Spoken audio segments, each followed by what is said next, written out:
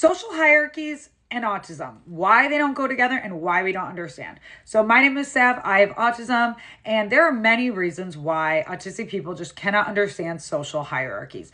It's really hard for us to understand, like, when we have autism, what it means to have social hierarchy. To us, everybody is, for the most part, the same. Everybody is equally important. That is something that a lot of autistic people have, is a sense of justice and really caring about people being fair and treated equal. For a lot of us, we spent time maybe in real jobs in like the real world trying to work, and we have found out that social hierarchies exist, or we've went to high school in America and found out, like, wait, why are these people inherently better, cooler, more interesting than these people, right? Like, why are these people that I'm friends with, like the nerdy people, inherently less valuable than these people who are like the populars and the cools, right? We've kind of all experienced that. But for a lot of us who have autism, we have a hard time understanding, why the heck are there hierarchies? What is the goal, and what does it even mean? Like, who's on the top and who's on the bottom? So I'm going to go over what I think of hierarchy, what I think it is, and where I think everybody is on it according to what I've taken in from hearing people. This is not my belief. So I believe at the bottom are going to be people in the social world who have really few friends and who really don't add value to networking, i.e. me. Okay, that's going to be me. I'm at the bottom of the social hierarchy world. A rung above that is going to be people who know a little bit, or a little bit popular, right? Like, think about in high school, like maybe they play a sport, so they know some people, but they're not super social, or like maybe they have not an entry level job at a job, but one a little bit above it, so they have a little leverage. That's going to be right there. One above that is going to be like your, I don't know, like middle managers at a job who have like somewhere in the middle of the range. In high school, they would be like somebody who is pretty well liked, not like you'd be like, oh my God, that was like the popular person, but like somewhere there. Then at the top is going to be those super popular people. They can network with everybody. They seem to have connections. They might have resources of sorts, and at a job they might be like the CEO, or near the top, or even like a store manager or something like that. Like, that might be the hierarchy. Okay, to autistic people, we're looking at it like they're all equal. For most of us, we look at it like they're all equal. For neurotypicals, they see a pyramid, and me, at least, I'm on the bottom of that pyramid because I don't network. I don't really have a whole big group of friends to introduce to other people. And I don't like let a lot of people, like kind of like into my life, I guess. Why do hierarchies exist? So hierarchies exist for one purpose and one purpose only, and that is to put the people that they want on top, usually themselves, into that position. But in order for somebody to be on top, somebody has to be on the bottom. That's where I come in. So imagine me, I'm on the bottom, right? But it's not because I'm like a bad person or anything. It's just I don't have anything to network with people for. I don't even have a real job.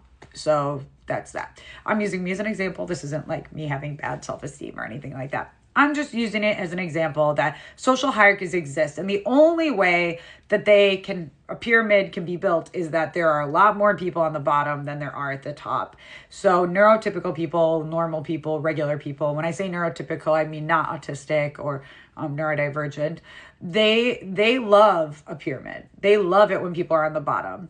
And that's where a lot of autistic people end up being on the bottom, because they don't want to compete anyway. It's not that they couldn't be on top. Like, a lot of autistic people are super social, super liked. Like, I always talk about popular loners, like, that sort of thing. So it's not that like autistic people inherently can't be on the top. It's that most of us, we don't want to put somebody else on the bottom. Like, what would that do for us? I don't want to be better than other people, right? Like, I just want to be equal. That's how most of us feel. So anyway, I just recently realized, at least for me, that social hierarchy is such a big thing in the regular man's working world, in the neurotypical school experience. And for most autistic people, our experience with the hierarchy pyramid of, social currency is very limited and is towards the bottom. That's not a bad thing, right? Like, let's talk about why it's good to be at the bottom of the social hierarchy pyramid.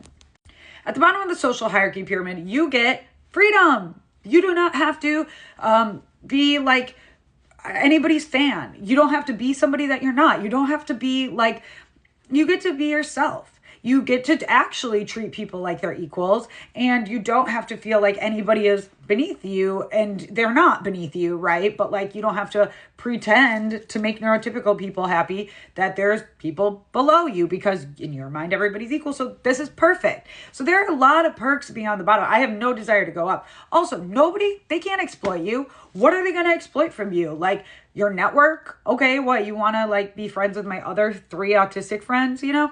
So there's nothing wrong with being on the bottom. And if anything, there is power on being on the bottom of the social hierarchy. By choosing not to participate in neurotypical social hierarchy, we don't give it as much power, right? Like it doesn't have as much validity if we choose not to be part of it. But if we have to be somewhere and we're on the bottom, there are a lot of perks to be on the bottom. Whereas the people on the top, those populars, those cools that have been around since, you were like in middle school, they have to constantly upkeep and work to stay there, because this, like the upper crust of the pyramid is like always flowing and moving. That's why these people are constantly trying to like network, get to the next party, get to the next promotion, get to the next whatever, because that's always fluid. So they can go down a rung, right? Like their biggest fear, I guess, is like being where we are, and they will do anything to not come down to like where I am. I'm not speaking for you. I'm not sure, like, we're here. I'm just saying, like, for us who don't want to compete, right? Who don't want to be in the social hierarchy.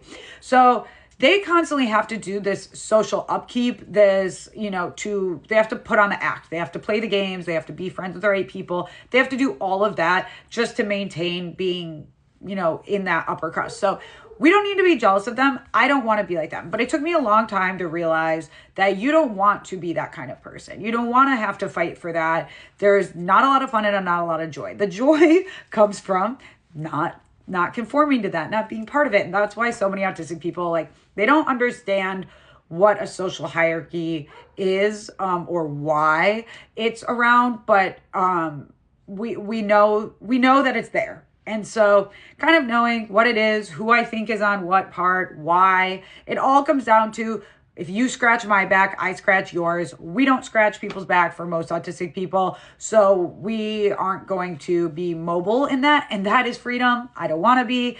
Maybe you don't want to be. If you've ever felt like you're missing out, hopefully this video helps you feel like you're not missing out, and that there's these rules to this game that we don't even know. You don't want to know. And yeah, that's my